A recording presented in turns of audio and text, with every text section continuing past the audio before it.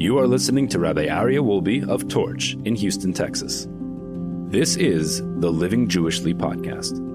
All right, welcome back, everybody, to another episode of Living Jewishly. This week we will be discussing the laws of the 3 weeks.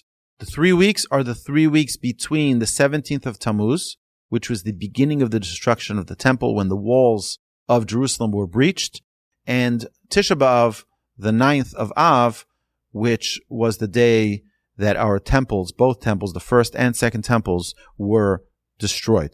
Since on the 17th of Tammuz is when the destruction of the temple began, we observe some laws of mourning from the fast of the 17th of Tammuz until after the 9th of Av.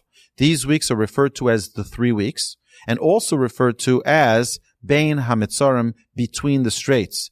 There are special laws that apply to these 3 weeks.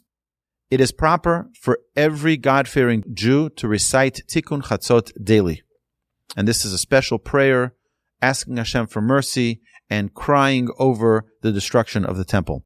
Even though there's a biblical commandment to be fruitful and multiply, we do not get married and have weddings during these 3 weeks. A couple may get engaged and have a festive engagement celebration during this period of time. There are some things that, while still permitted during the 3 weeks, should not be done after Rosh Chodesh Av.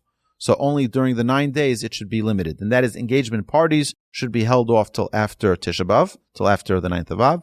And a Jewish musician whose livelihood is to play music is allowed to play music for non-Jews, but only until Rosh Chodesh Av. So during the 9 days, he should avoid playing music even for non-Jews. There are some that don't drink wine or eat meat during the entire 3 weeks. However, the observed custom is to only limit these during the 9 days alone. This does not apply to Shabbos, when it is always a mitzvah to wine and dine. It is proper not to recite the blessings of Shehecheyanu during the 3 weeks. Therefore, one shouldn't buy new clothes during this 3 week mourning period. So that applies today. We're right now in those 3 weeks. Just last week was the fast of the 17th of Tammuz. And therefore, we're now in the 3 weeks. And it's an important thing for us to have a consciousness, a recognition of the mourning period that we're in right now. If one has a new fruit, it is ideal to recite the Shehecheyanu on the new fruit on Shabbos. The problem with it is that if you leave the fruit and it'll get spoiled, so then you're going to miss out on the fruit and you're going to miss out on the opportunity to recite the Shehecheyanu. So therefore it should be done on Shabbos. One should never educate children by hitting them. However, if one did use this method of discipline, it should not be used during these days. So just this is a side note in the discussion about parenting. We've discussed numerous times, and we can revisit this sometime. It's not a good way to educate your children with hitting them ever. But if someone was accustomed to doing that, the Halacha specifically says, don't do it during these 3 weeks. Haircuts should be avoided altogether during the 3 weeks. Cutting nails and trimming a mustache that interferes with eating may be done until the week of Tisha B'Av. A mohel who uses his nails for the circumcision procedure may fix his nails. And that is because there's a certain part of the bris that requires the nails to do something called priya, not the actual cutting, but it's just there's a certain part of the bris process that requires the mole to have a nail that is cut a certain way. The 3 Shabbosos, the 3 Shabboses between the 17th of Tammuz and the 9th of Av are called the 3 weeks of calamity. They're called Gimel de Puranusa, and we read special haftorahs during these 3 weeks. If a congregation erroneously forgot to supplement with the correct haftorah, they can do a double haftorah the following week because the two of the readings of the haftorah are right next to each other, and therefore it can be counted as one reading. If Rosh Chodesh Av falls on Shabbos, the haftorah read should be Hashemayim Kis'i from Isaiah. When we enter the month of Av, we are to minimize our joy. So it's interesting, if you remember when we talked about the laws of the month of Adar, it says that in the month of Adar, we increase in joy. In the month of Av, we decrease in joy. But our sages point out a person should always be in a state of joy. Sometimes a little bit more, sometimes a little bit less, but the constant is to have joy. We avoid building and doing things that will bring us to joy. Additionally, one should avoid getting their architecture done for a new home or a building drawn during the month of Av. It is best for one to avoid a court case during the month of Av, since our luck is diminished and we generally have bad luck during this month. If it isn't possible to reschedule the court date for after the month of Av, then it is best to at least push it past the 9th of Av. Although we generally bless the new moon any time after day 3 of the Hebrew month until the 15th of the month, in the month of Av, we don't bless the new moon until after Tisha B'Av. As mentioned in Halacha number 6, meat and chicken and wine are prohibited during the 9 days. Even foods that were just cooked with meat should be avoided. So if you're not going to eat the meat, but I'm going to eat the potatoes that were cooked with the meat, that should be avoided as well. Someone who cannot tolerate dairy due to health reasons, or someone who is ill, and the doctor tells them they should eat meat or chicken, they may do so for their health. Since on the 7th of Av our enemies entered the sanctuary of our temples, if possible, one should avoid any meat and wine from the 7th of Av.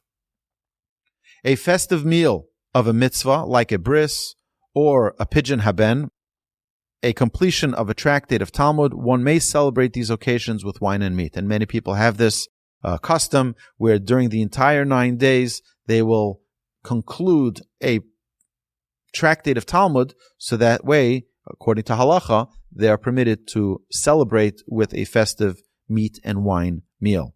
One is allowed to include their family members and 10 other people who would normally participate in their celebration of this special event. So you can't just, go to a restaurant where they say, it's a meat restaurant, we're going to have a siyum here, celebration, and anybody can participate. You have to actually be someone who they would have invited to such an event, even if it wasn't during the 9 days. Since we don't drink wine during the 9 days, the Havdalah wine should ideally be drunk by a child. If that is not an available option, then the adult can drink the wine. Laundry should not be done during the 9 days. Even bringing it to a non-Jewish laundromat or cleaners should be avoided. This includes clothes that will not be used until after the 9 days. A Jewish employee who cleans garments for non-Jews may do so during the 9 days, but should be careful with laundering during the week of Tisha B'Av. And we see that in Halacha, there are extra stringencies that are referred by Halacha for the week of Tisha B'Av to be more stringent. It is proper not to wear freshly laundered clothes during the 9 days, except for Shabbos. A possible solution that many people do is they wear the clothes for a few minutes prior to the 9 days. Like this, the clothes are still clean, but not freshly laundered. So what they do is they'll wear their shirt before Rosh Chodesh Av. They wear their shirt, their skirt, whatever it is that is freshly laundered. They will wear it for a few minutes, and that way it's not freshly laundered, but it's still clean. Anything that is usually done for the honor of Shabbos may be done during the 9 days for Shabbos. Putting new clothes or new cloth diapers on a baby is not a problem during the 9 days. Our modern day disposable diapers are definitely not a problem. All the laws regarding a woman in her nida period and the process in which she needs to purify herself are to be observed as normal even during the 9 days. One should not have new clothes or shoes tailored for them during the 9 days, even by a non-Jew. If an urgent situation arises, like someone realizing that they have a wedding immediately after the 9 days, after the 9th of Av, and desperately needs a new suit or dress tailored, they may do so by a non-Jew even during the 9 days. Before Rosh Chodesh Av, one may have a Jewish tailor prepare the clothes for them, even though it's during the 3 weeks. Bathing during the 9 days should not be done even with cold water. However, for medical purposes or for a woman in labor or postpartum, it is important for them to bathe properly. In Houston as well, where the heat is so incredibly intense, it is important for one to bathe regularly as well, if they do so regularly throughout the year. So if someone doesn't bathe in Houston every day, they probably shouldn't do so either during the 9 days. It's most likely that they do. A person whose doctor prescribes them to bathe may do so even in hot water. A nida prior to immersing in the mikvah may bathe as normal. A woman who is going to the mikvah immediately after Tisha B'Av should bathe before Tisha B'Av begins. A person who is of a delicate nature, or a person who lives in a climate where bathing is required, may do so, but special care should be taken to avoid a pleasurable bathing experience. One who normally bathes before Shabbos may do so during the 9 days of Av. Someone who normally goes to the mikvah prior to Shabbos may do so during the 9 days. However, someone who does not go on a regular basis should not go during the 9 days. Someone whose mourning period ended between the 17th of Tammuz and the beginning of Av may get a haircut during this time, but not during the 9 days.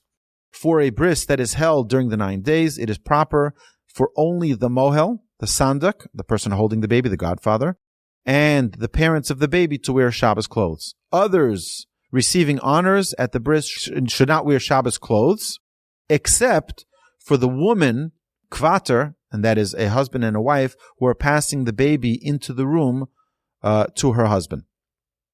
Haircuts and trims for these people are permitted until the week of Tisha B'Av.